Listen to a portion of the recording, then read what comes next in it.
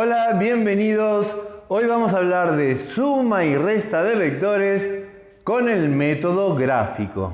Sean dos vectores cualesquiera A y B que no tienen la misma dirección, forman un ángulo distinto de 0 grados o de 180 grados entre ambos. ¿Y cómo se suman?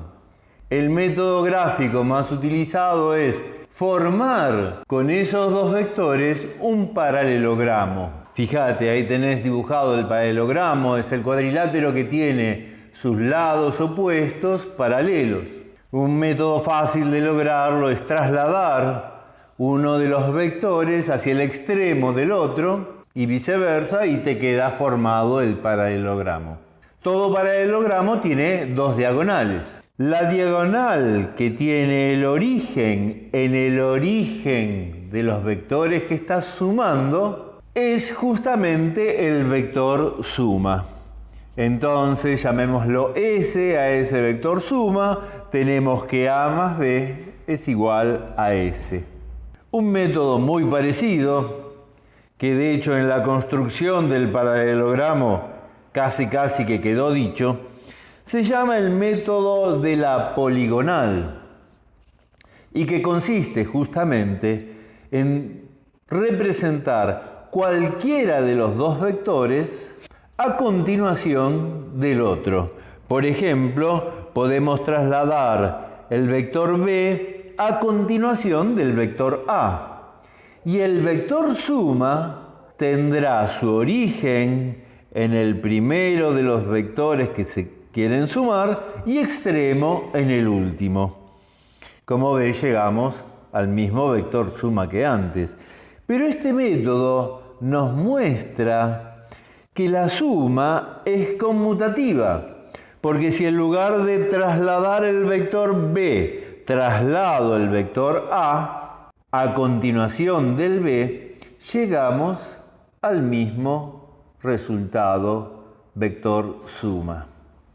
El método de la poligonal es el elegido cuando tenés que sumar más de dos vectores. Imagínate acá 4 vectores. Dibujo cualquiera a continuación de otro cualquiera. Una vez que tengo todos los vectores dibujados uno a continuación de otro, el vector suma tendrá su origen en el primero y extremo en el último. Fíjate que no importa el orden, ahí mismo los voy a dibujar uno a continuación de otro, pero en otro orden, y se llega al mismo resultado. Vamos con la resta. Volvamos a nuestros dos vectores A y B y volvamos a dibujar el paralelogramo. Una de las diagonales era el vector suma. La otra diagonal es el vector resta. Pero acá aparece una dificultad que es muy importante que la resuelvas. La resta no es conmutativa, pasa lo mismo que en los números. 3 menos 5 es distinto de 5 menos 3. Bueno, con los vectores pasa lo mismo. A menos B es distinto de B menos A.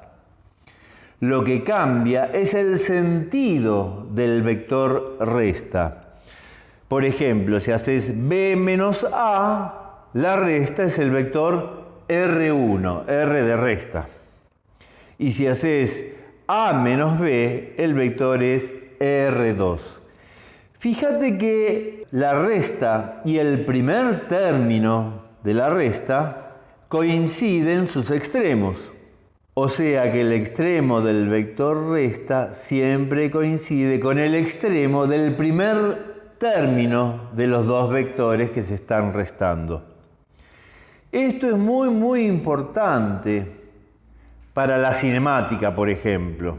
En realidad para toda la física. Te voy a desarrollar un ejemplo que va a ser muy bueno que metabolices. Imagínate un autito que va por la carretera y va variando su velocidad. Voy a tomar dos momentos que voy a llamar inicial y final. Son dos momentos cualesquiera. Entonces tenemos una velocidad al inicio y una velocidad al final de ese intervalo. La resta entre los dos vectores siempre la ordenamos de esta manera: velocidad final menos velocidad inicial. A eso es lo que nosotros llamamos un delta V.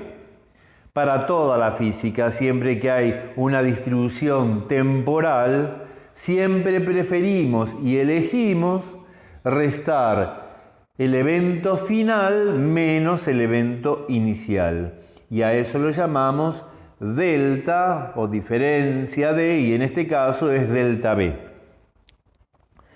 Fíjate que el delta V es muy pero muy importante porque la aceleración media no es otra cosa que delta V sobre delta T. La aceleración es un vector y el delta V también, porque es la resta entre dos vectores. Entonces la aceleración siempre va a tener la misma dirección y sentido que la diferencia de velocidades, que el delta V. Entonces fíjate qué pasa. Imagínate que el autito va aumentando su velocidad. Acá tenés un esquemita. Entonces, el delta V tiene extremo coincidente con la velocidad final, que es el que aparece en el primer término. Apunta en la misma dirección y sentido que las velocidades. Luego, una aceleración que tiene la misma dirección y sentido que la velocidad de un móvil me está indicando que su velocidad va en aumento, que su rapidez va en aumento. Fíjate el caso contrario. Imagina ahora que el auto está frenando, entonces la velocidad inicial tiene un módulo mayor que la velocidad final. Cuando hacemos la resta, siempre tenemos que hacer coincidir el delta V con el primer término, o sea, la velocidad final. ¿Qué ocurre? Tenemos un delta V de sentido contrario a las velocidades. Una aceleración de sentido contrario a las velocidades. Ojalá puedas internalizar esta lógica porque es importantísima a lo largo de toda la física. Y sin más que agregar para este método gráfico, te prometo que dentro de muy poquito vamos a hablar del método analítico, que también vamos a utilizar mucho. Te agradezco la atención y me despido hasta el próximo video.